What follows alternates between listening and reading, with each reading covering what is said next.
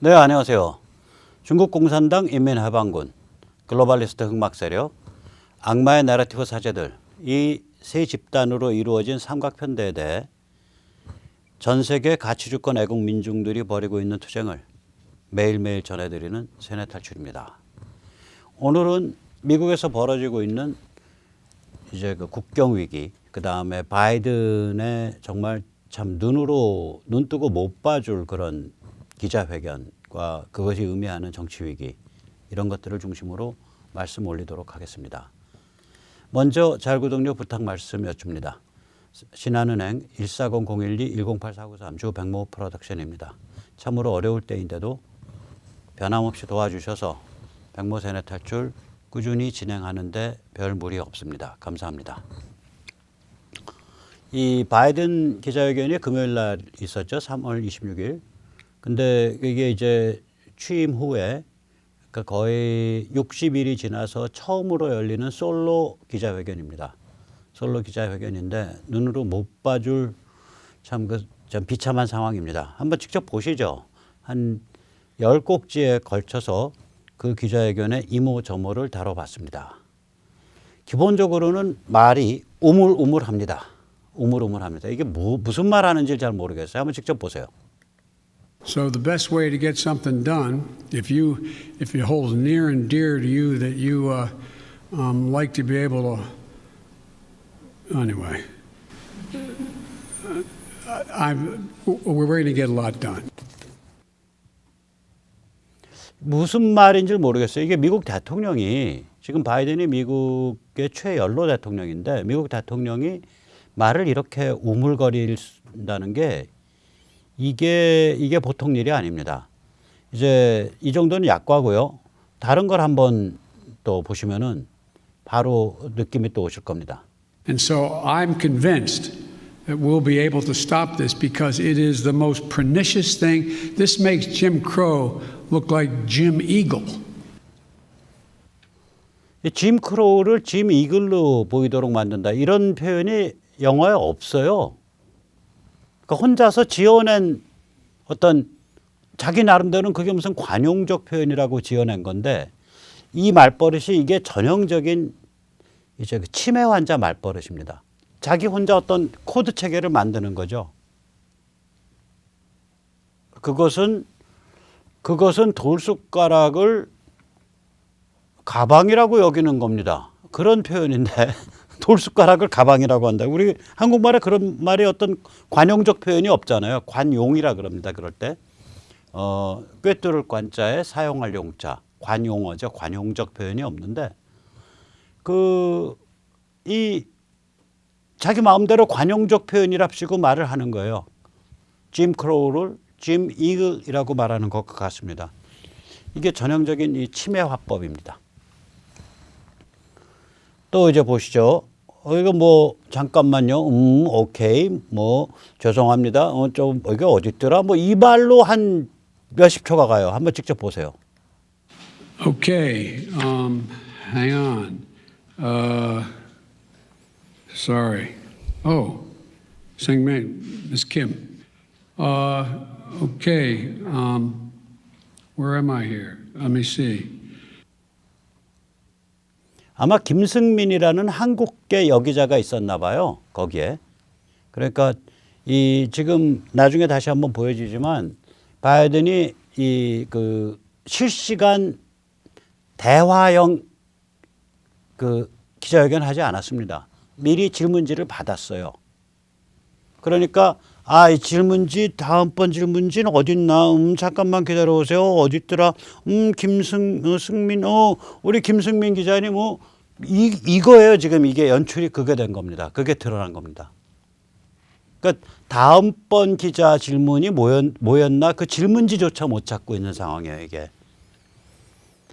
그 다음에 이제 아예 민감한 거는 대놓고 읽어버립니다. 트럼프는 한 번도 대놓고 읽은 적이 없어요. 이 사람은 대놓고 읽어요. 민감한 거 뭐였냐? 북핵이었습니다. 그래서 이걸 두고 뭐라고 지금 보고 있냐면 바이든은 매뉴얼대로 한다. 미리 대놓은 시나리오대로 한다. 그러니까 만약에 북의 도발에 대해서 이게 전쟁보다 더 좋은 방법, 물리적인 것보다 더 좋은 방법으로 순간적으로 자기 대통령 책임 아래 판단을 내릴 수 있는 그런 조치를 취할 수 있음에도 불구하고 정상적인 사람이었다면 이게 치매 상태니까 미리 매뉴얼 짜인 대로 하는 거예요. 그게 파국적 결과가 나든 말든. 그래서 사실은 지금 한반도가 굉장히 위태롭습니다. 한번 보십시오. 이거 대놓고 읽어버려요. We're consulting with our allies and partners, and there will be responses if they choose to escalate. We will respond accordingly. But I'm also prepared for some form of diplomacy. 예, 보시다시피 이제 북핵 문제는 굉장히 예민하니까 여기에 대한 질문서를 받았고 미리 거기에 대한 모범 답안을 만든 거예요. 그 모범 답안을 이제는 대답도 안 하고 대놓고 읽어버리는 거예요. 그래서 잠재적으로 이 한반도 상황이 굉장히 위험합니다. 지금 아무도 책임지지 않는, 이게 커맨더 인 치프, 최고 사령관이라고 부르잖아요. 쟤들은, 미국 사람들은 이 대통령을 최고 사령관이라고 부르는데, 이 대통령이 이 제대로 된 판단을 기민하게 할 수 있는 상태 같으면 이 여러 가지 컨틴전시라 그러죠. 경우의 수에 대한 평가, 예측, 그럴 땐 이렇게 해야 된다. 이건 다 참조가 되고, 특히 기민한 리더십이 있는 대통령 같으면 순간적인 결단을 할 수 있다고요. 그런데 바이든 같으면 아무도 책임지지 못하는 정부이기 때문에 미리 이게 참조가 아니라 미리 해답 공식이 있는 거예요. 사실은 그 공식에 이러면은 B-52 띄워서 친다. 뭐 B-2 띄워서 친다. 공식에 그렇게 나와 있어. 근데 사실은 그 조치 취할 필요가 없어. 그거보다 더 좋은 효과를 거둘 수 있는 다른 조치를 취할 수 있는데 그 조치를 감행할 수 있는 그런 위험성이 있습니다. 이 대목을 보고 터커 칼슨, 미국의 최고의 앵커가 그렇게 표현합니다.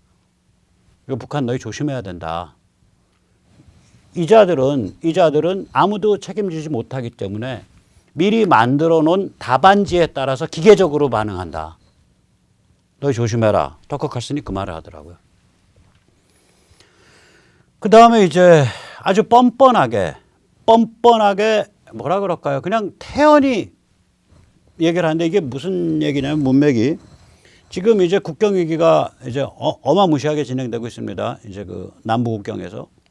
그런데 이때 이제 수용시설이라든지 그 국경 단속 현장을 못 가게 바이든 연방정부 직원들이 차단을 하고 있어요. 그러니까 기자들이 야, 실상을 국민들한테 알려야 되지 않아? 당신 알릴 수 있는, 즉, 그러니까 투명성, transparency, 투명성에, 공개적 투명성에 대해서 당신이 의지가 있는 거야? 라고 물으니까 아, 나 공개적 투명성에 의지 있어. 단, 그거 조치할 공개적 투명을 보장할 수 있는 상황이 되면 나 공개적으로 투명하게 할 거야? 무지하게 뻔뻔합니다. 한번 직접 보시죠. We haven't seen the facilities in which children are packed together to really give the American people a chance to see that. Will you commit to transparency on this issue? I will commit to transparency, and as soon as I am in a position to be able to implement what we're doing right now.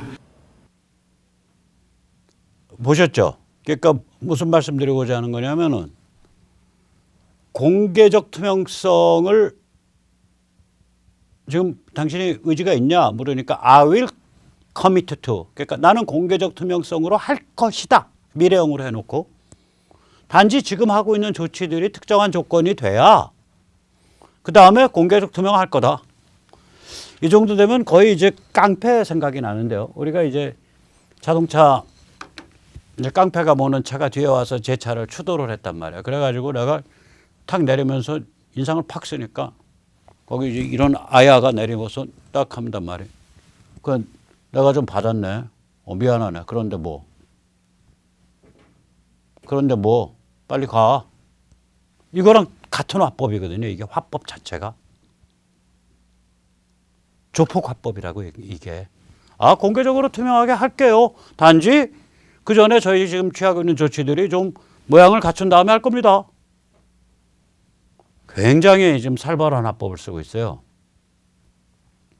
이게 깡패 치매란 소리죠. 깡패 치매. 치매 깡패든지. 이게 제일 살벌한 케이스인데 이게 젊은 사람이 깡패짓 하면 두드려 패기라도 하죠. 이게 나이 들어가지고 미국 대통령이랑 직함까지 달고서 이런 식의 화법을 쓰니까 이거 패지도 못하고 참 진짜 어떻게 조치를 해야 될지 모르겠습니다.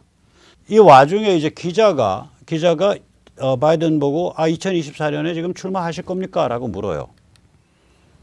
그러니까 바이든이 출마할 겁니다. 라고 이제 대답을 멈칫멈칫 해요.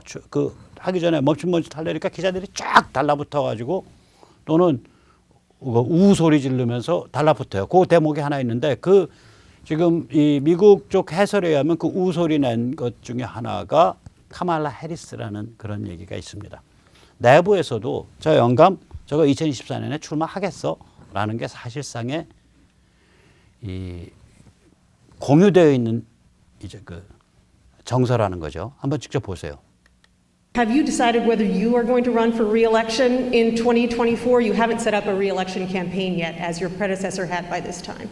My predecessor needed to. My predecessor. Oh, God, I miss him.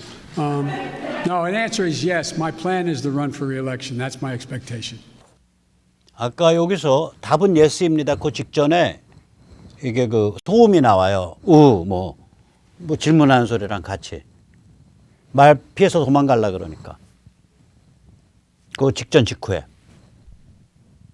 다시 말하자면 이 바이든 정부 바이든에 대해서 저 사람 2024년에 출마 못해라는 게 공감대가 형성돼 있다. 제가 왜 이런 말씀 계속 드리냐. 이게 이제 하나하나가 전부 말하자면은 이 미국 정치 위기를 격화시키는 요인들이거든요. 저 치매다. 출마 못한다. 건강 나쁘다. 그 다음에 책임지지 못하기 때문에 매뉴얼대로 돼 있다. 이 기자회견도 매뉴얼대로 하는 거예요. 이게 미리 질문지를 받았고요. 그 얘기는 뭐냐면 미리 질문자가 정해져 있고 거기에 대한 답변이 정해져 있고 그 답변에 대해서 바이든이 무선으로 송신받고 있든지 혹은 연습을 많이 했든지 이런 겁니다. 이제 이 질문자를 못 찾아서 아까 그 승민 킴이라는 한국계 기자도 못 찾아가지고 헤맸지만 여기서도 또 못 찾는 대목이 또 하나 나와요. 한번 보시죠. Let me get here. Okay. Cecilia Vega. 예, 시실리아 베가. 못 찾으니까 한참 헤매다가 한 10초 헤매다가 시실리아 베가님 이제 당신 차례다 이거요. 그러니까 질문에 대해서 어마무시하게 예행 연습하고 프롬프트 안 돌아가니까 그다음에 귀에 안 보이는 무슨 아주 작은 보청기 넣었을 수도 있죠. 참 불쌍합니다. 노인이. 지금 이 얘기는 뭐냐? 지구가 위기에 빠져 있다는 얘기죠. 미국이 위기에 빠져 있을 뿐만 아니라. 자, 이런 상황인데 바이든을 쉴드 치는 이 바이든 바들의 그 뻔뻔함은 이거는 문재인 586을 쉴드 치는 문바는 저리 가랍니다. 문바들이 이거 보시고 굉장히 많이 분발하셔야 될 것 같습니다. 한번 직접 보시죠. You've said over and over again that immigrants shouldn't come to this country right now. This isn't the time to come. That message is not being received. Instead, the perception of you that got you elected as a moral, decent man is the reason why a lot of immigrants are coming to this country and entrusting you with unaccompanied minors. 그러니까 지금 국경에 불법 월경자들이 몰려드는 게 바이든의 인격이 훌륭해서 몰려들고 있는 거다 이거예요. 인도적이고 도덕적이고 점잖으시기 때문에 저렇게 훌륭하신 지도자가 계시니까 우리가 어른 없이 3살부터 16살까지 아이들만 따로 보내도 그 아이들이 서로 가는 길에 강간당하고 기차에서 던져져서 죽더라도 아이들만 따로 보내도 좋다. 이러고서 부모들이 아이들을 안심하고 미국으로 아이들만 보내고 있다. 지금 이 소리 하고 있는 거예요. 이게 지금 미국 국영 공영 라디오거든요. 내셔널 퍼블릭 라디오예요. 거기 기자라는 자예요. 이 여자가. 이 정도로 뻔뻔합니다. 자, 이제 보세요. 자, 그런데 우리가 몽따주라 그러죠. 우리 저기 저것 때 많이 당해봤죠. 그 광우병 때 이 몽따주의 기법을 확실히 당했죠. 그냥 소가 주저앉는 병을 이게 마치 그 광우병에 걸린 소처럼 막 그 화면을 짜집게 해가지고 온 국민을 광우병이라는 그런 인류의 재앙이 특히 미국으로부터 몰려오고 있다라는 공포에 몰아넣었죠. 그 공포에 몰아넣을 때 제1등 공신이 서울대 수의학과의 우희종 교수가 되는 사람이에요. 나중에 민노당인가 뭐 통진당 쪽인가 뭐 그런 쪽이랑 많이 놀고 그랬죠. 좀 색깔이 좀 진합니다. 그 사람이 광우병, 특히 미국발 광우병이 그 인류의 재앙이다라는 책을 이미 그런 쪽에서 2006년부터 나와요. 그러니까 이게 기획된 거예요. 2008년에 광우병 그 황당한 뭐 청산가리를 차라리 털어넣겠다는 동, 뇌구멍 송송탁, 이 황당한 그 뭐 거의 폭도성이죠. 그러니까 폭도라는 게 뭐 특별히 두들겨 부시고 사람 죽였다는 뜻이 아니라 이성적인 판단이 마비된 상태잖아요. 그냥 나 죽기 싫어요. 나 미국산 소고기 먹고 뇌 구멍 뚫리기 싫어요 하고 겁질려서 울부짖는 거 아니에요. 그 애기 유모차들까지 끌고 나와서. 그때 그게 이제 그 짜집기, 이걸 몽따주라 그럽니다. 몽따주 기법인데, 그 참고로 이제 광우병 때 보면 이게 이제 말이 안 되는 소리잖아요. 사실은 확률적으로 보면 한우 내지 그러니까 국산 젖소에 의해서 그 광우병 고기 먹었을 확률이 훨씬 높아요. 우리가 왜 그러냐? 미국은 이 광우병 발생군이 뭐냐면요. 젖소, 아마 축산하시는 분들은 잘 아실 거예요. 젖소에서 젖을 내다가 젖소가 뭐 6년인가 7년쯤 이제 젖을 내고 나면 먹이는 것보다 젖 나오는 양이 작아져요. 그래서 경제성이 없어져요. 그럼 이제 우리가 폐우라 그러죠. 젖소 폐우. 그게 이제 한국에서 생산되는 고기 중에 제일 싼 고기죠. 그럼 이제 폐우를 시킨단 말이에요. 도축을 하고 없애버리는 거죠. 그런데 이게 슈퍼 젖소들이 있어요. 그래가지고 할머니가 됐는데도 젖이 계속 잘 나와. 막 10년씩 젖을 땄는데도 엄청나게 나와요. 이런 젖소들이 광우병의 그 발생 그 위험군 1번지입니다. 미국은 그 젖소의 연령이 어떤 한계를 넘어가면 전수 검사를 해요. 광우병 걸렸는지 안 걸렸는지. 한국은 안 했어요. 지금 하는지 모르겠는데. 그런데 그런 젖소가 발생할 확률은 정해져 있단 말이에요. 젖소 100마리에 1마리 발생한다. 예를 들어서. 그래서 한국에서 그런 젖소가 발생했었을 것이다라고 추정되는 게 예를 들어서 200마리인데 한국은 그걸 걸러낸 적 없으니까 200마리를 우리가 폐우고기로 먹었어요. 이미. 미국은 그걸 전수조사해서 계속 걸러내요. 진짜 발생했으면 도축해버린다고요. 바로바로. 상황이 이럼에도 특히 미국산 소고기가 저거다.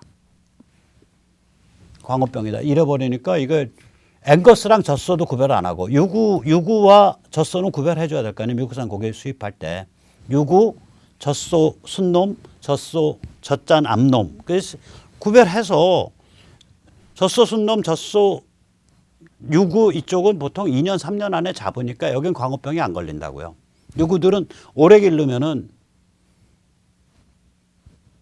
먹는 거보다 고기의 그 마블링이라 그러죠. 기름기 끼는 거에 의한 가치 상승분. 이게 이제 그 고기가 소가 이제 뭐 2년 3년 돼야 이게 마블링이 제대로 껴요. 먹는 거에 의한 고기 증체, 고기 그러니까 살집 불어나는 걸로 치면은 우리 한우 기준은 400kg대인데 마블링이 제대로 끼려면 500kg예요. 그러면은 400에서 500 넘길 때까지는 먹는 만큼 고기는 안 불어나지만 고기의 질이 좋아져 가지고 단가가 높아져서 그 먹는 비용을 커버하는 거죠. 그런 구조거든요. 그 유구 그러니까 고기용 그 소 기르는 구조가. 그래서 이제 그러면은 사실은 이게 너무 어렸을 때 다 잡아버리니까 뭐 3년, 기껏해야 3, 4년 키우다가 잡을 거예요. 유구 쪽은. 그럼 결국 젖소 암놈이 문제가 되는 거거든요. 이게. 잘 관리하고 있는 데라고요. 미국이. 근데 그거를 몽따주를 해서 미국산 광우병이 미국에서 나오는 광우병이 한민족을 멸절시킬 거다. 뭐 거의 그런 식으로 사람들을 패닉에 빠뜨렸는데 그 패닉 공작을 2006년 즉 광우병 사태 터지기 2년 전부터 서울대 우교수 같은 교수들이 나서서 책을 써서 했다고요. 그 냄새가 좀 나죠. 기획된 거예요. 저는 그렇게 봅니다. 자, 그래서 짜집기의 예술이라고 이게.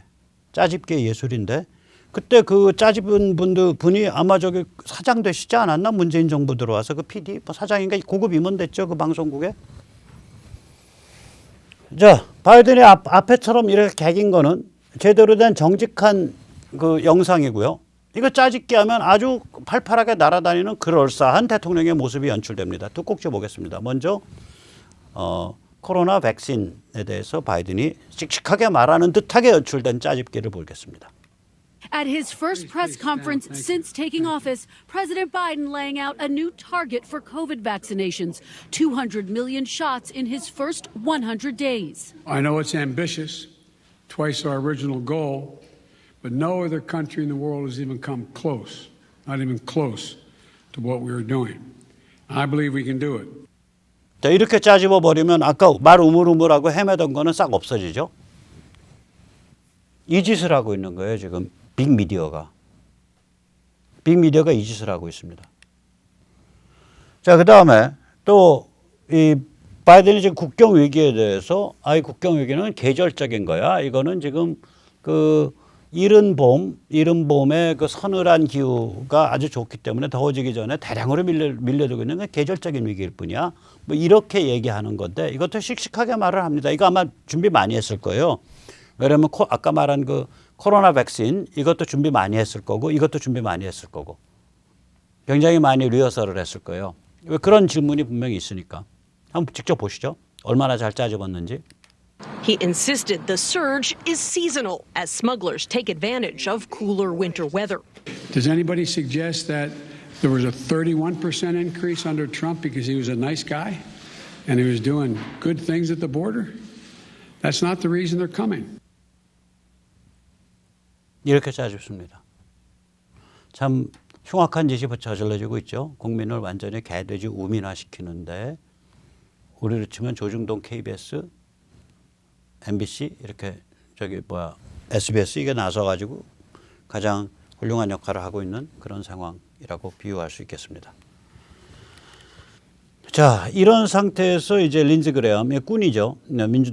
공화당 의원, 공화당 거물. 린지 그레엄이 18명의 상원원을 데리고서 지난 금요일 날, 3월 26일 날 남북 국경을 시찰했죠. 그러고 나서 폭탄 선언을 했습니다. 바이든의 미국은 인신매매 조직의 공범이다. Biden's agencies are helping coyotes. coyote가 저거거든요. 인신 불법 월경 알선업자들이에요. 네, 혹은 인신매매 조직. coyotes transport illegal immigrants 그런 얘기죠. 그러면서 the U.S. government is complicit in relaying coyote delivered unaccompanied children to their illegal migrant parents throughout the U.S. 특히 그 아이들만 3살부터 시작해서 아이들만 모아가지고 미국으로 집어넣어 버리는 이 그 불법 월경 알선 조직의 공범이다 이건데 매달 어른 없는 아이들이 지금 2만 명씩 밀려들고 있습니다. 미국이 이제 그 인도주의적 관점에서 아이들만 어른 없이 아이들만 오면 이거 어떻게 해줄 도리가 없잖아요. 조치를 취한다고요. 이걸 unaccompanied alien children UAC라고 부릅니다. 뭐 매달 2만 명씩 밀려들고 있고요. 지금 올해 최소 어른 아이 합쳐가지고 거의 100만이 넘을 것 같기도 하다. 뭐 이런 얘기까지 나와요. 다시 말하자면 민주당 지금 전략이 뭐냐면 국경 해체해서 불법 월경자들 왕창 받아들이고 그 다음에 선거 해체해서 아무나 투표하게 만들어가지고 완전히 미국 정치를 자기들이 주물럭거리는 이상한 타락한 정치로 만들겠다. 뭐 그거를 아예 당의 목표로 삼은 거 아니냐. 그러지 않으면 이런 짓을 어떻게 하냐. 이렇게 되는 거고요. 그 현실이 알려지기 시작을 하니까 미국인의 60%가 바이든의 국경 정책은 잘못된 거다. 이러한 반응을 보이고 있습니다.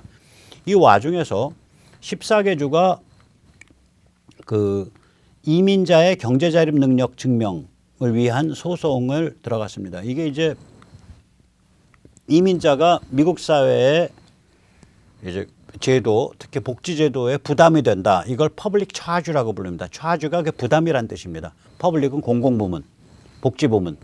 그러니까 공공부문, 복지부문에 부담이 되는 것에 관한 규칙. 그래서 퍼블릭 차지 룰이라고 부르는데 이게 원래 미국이 1600년대 그러니까 그 독립하기 전부터 이거를 이민에 적용을 했습니다. 각 주가. 예를 들어 매사추세츠 같은 게 1600년대에 매사추세츠 주민으로 들어오기 위해서는 자기가 경제적 자립 능력이 있다는 걸 증명해야 된다. 이걸 이미 법에 만들기 시작을 해서 수십 년 전까지 뭐 오바마 이때 전까지 이게 거의 규칙이었었어요. 근데 이게 클린턴 오바마 거치면서 공정하지 않다. 누구든지 다 올 수 있어야 된다. 뭐 학력도 상관없고 재산도 상관없고 노동 능력도 상관없고 근로 능력도 상관없고 누구든지 다 오게 해야 된다. 이런 식의 이상 야릇한 방침으로 바뀌어서 트럼프 때 이걸 다시 살려냈단 말이에요. 살려내면서 그때 이제 쟁송이 붙었어요. 그러니까 이민을 받을 때 경제 자립 능력 증명을 안 해도 된다라는 그런 입장하고 트럼프 행정부의 경제 자립 능력을 증명해야 된다는 입장이 싸움이 붙은 거죠. 그래서 연방 법원에서 그러니까 이제 트럼프 행정부가 연방 정부가 쟁송의 주체였단 말이에요. 그런데 바이든 정부가 되면서 이 쟁송을 연방 정부가 포기해 버렸어요. 그래서 3월 9일부터는 아예 이것을 체크를 안 해요. 이민자의 경제 자립 능력이 있냐 없냐를 아예 체크를 안 해요. 3월 9일부터는. 그러니까 이번에 텍사스를 비롯한 14개 주가 연방정부가 쟁송의 주체를 포기했어. 우리가 쟁송의 주체가 될게. 이민자의 경제 자립 능력을 증명해야 된다는 걸 우리가 연방법원에서 주장하겠다. 그래서 쟁송 주체로 나선 겁니다. 알라바마, 아리조나, 아칸사, 인디아나, 캔자스, 켄터키, 루지아나, 미시시피, 몬타나, 오하이오, 오클라호마, 사우스캐롤라이나, 텍사스, 웨스트 버지니아. 여기가 그 쟁송의 주체로 나선 거예요. 질 수도 있고 이길 수도 있는데 이러한 지금 주 정부들이 나선 게 저희가 꼽은 게 이제 지금 방금 꼽고 있는 게 퍼블릭 차지 룰, PCR. 그러니까 공적 부담 방지 규칙이죠. 이민자들이 경제 능력이 없는 사람들이 오면 자립 능력이 없는 사람들이 오면 공적 부담이 늘어난다라는 의미에서 퍼블릭 차지란 말이에요. 공적 부담에 관한 규칙. 이것을 이민자 검사 이민 신청 받을 때 할 거냐 말 거냐를 둘러싼 싸움인데 트럼프 때는 연방 정부에서 하자고 반대파에서는 하지 말자란 말이에요. 그래서 연방 정부가 하자는 입장에서 쟁송이 있었는데 바이든 되면서 이걸 연방 정부가 쟁송을 포기해 버리니까 14개 주가 나서서 쟁송을 한 거죠. 그럼 이제 주 한번 따져보세요. 그때 제일 먼저 21개 주가 바이든 정부에 쟁송했죠. 오일 라인, 파이프라인이요. 그 다음에 또 열 몇 개 주가 바이든 정부의 연방 소유 토지에 있어서의 셰일 개발, 프래킹 면허 취소 혹은 면허 연장 금지, 연장 거부 이것에 대해서 쟁송했죠. 그 다음에 또 몇 개 주가 텍사스 같은 주 몇 개 주들이 저거 쟁송했죠. 이민 관리에 대해서 우리가 직접 관리하겠다. 그 다음에 이번에 14개 주가 이 공적 부담 방지 규칙, 퍼블릭 차지에 대해서 쟁송 당사자로 나선 거예요. 이런 게 왜 중요하냐? 이길 수도 있고 질 수도 있지만 계속해서 연방 정부의 그 조치에 대해서 시비를 걸고 법률적으로 계속 이 싸움의 흔적을 남겨둬야 된다고요. 그래야 나중에 가서 엎어요. 굉장히 좋은 일이 벌어지고 있는 거죠. 그런 면에서. 자, 미국이 지금 어느 정도 황당하냐? 우리는 아직은 이 정도까지 조치를 못 하고 있는데 미국은 이제 화장실의 남녀 구분을 없애는 게 이제 점점 일반화될 처지에 있단 말이죠. 이 남녀 구분을 없애자고 주장하는 쪽은 왜 주장하냐면, 자, 남자 여자인데 자기는 태어날 때는 출생 그 성기나 성별 구분으로 남자로 돼 있지만 심리적으로 여자야 나는. 트랜스를 받았건 안 받았건 나 여자 화장실 가야겠어. 이런 사람은 어디 가냐 이거지. 얘들이 그걸 이제 젠더 평등이라고 그러잖아요. 이런 사람들에 대한 박해다 이거예요. 또 남자인데 지금 성전환 수술 중이야. 그래가지고 호르몬 치료 받고 그래가지고 좀 이렇게 보면 좀 남성스럽고 저렇게 보면 여성스러운 좀 어정떼기 단계야. 여성으로 이제 바뀌어가는 트랜스 중인 사람이요. 이 사람은 어디 가냐 이거예요. 남자인데 성전환 수술했어. 이 사람은 어디 가냐 이거. 화장실을 어디 가냐. 그래서 이제 캘리포니아 같은 데 가시면은 뭐 뼈저리게 느끼시겠지만 남자 화장실 여자 화장실이 있는 게 아니라 복도에 한 칸이 있고 거기에 보면 유니섹스라 해서 성별이 뭐든 간에 들어가는 거예요. 트랜스젠더든 여성이든 남성이든 뭐 바이섹스든 뭐든 간에 심리적, 그러니까 육체적 남자, 심리적 여자든 육체적 여자, 심리적 남자든 혹은 그날은 남자, 다음 날은 여자든 뭐 마음대로 들어가라 이거예요. 구별 안 하겠다 이거지. 자, 그러면 이게 밥집에서 이런 건 오케이. 학교에서 어떻게 할 거냐, 학교에서. 그래서 우리가 이제 여기서 아이오와 하면은 굉장히 나름대로 보수적인 데인데 아이오와 주 상원 소위원회에서 출생 때 성별에 의해서 학교 화장실을 구별한다라는 법안을 bathroom act라 그래요. 법안을 이게 소위원회가 통과시켰어요. 근데 소위원회 통과 이후 하원 상원이 그걸 못 받아요. 혹시 욕먹을까 봐. 그래서 실종됐어요, 이 법안이. 최근에 아이오와의 여론조사기관이 이걸 조사를 해봤는데요. 불과 5% 차이, 5%포인트밖에 차이가 안 나요. 남녀 화장실을 구별해야 된다, 하지 말아야 된다가 47대 42예요. 구별해야 된다가 47이에요. 5%포인트 높아요. 이게 참 미국이 황당한 게 공화당 성향 사람은 80대 14로 남녀 화장실을 구별해야 된다고요. 민주당 성향의 사람은 15대 71로 구별하지 말아야 된다요. 미국이 얼마나 깊게 망가져 있는지 볼 수 있습니다. 저는 이런 점에서 지금 뭐 특정 지역 뭐 구체적으로 호남 사람들한테 이 문제 물으면 그거 구별해야지 그래요. 대부분 그럴 거예요. 또 민주당 지지자들 이 문제 물으면 구별해야지 그럴 거예요. 그런 면에서는 아주 원초적인 것으로 가면 한국은 굉장히 보수적인 거예요. 아주 원초적인 것으로 가면. 아직은 지켜낼 수 있어요. 유럽은 이거 미국보다 더 심각하고요. 미국도 이 정도까지 망가져 있는 거예요, 지금. 갈 길이 뭐죠? 우리 마가, 트럼프, 공화당 동맹이 갈 길이 뭡니다. 자, 이 와중에 중국을 한번 보시죠.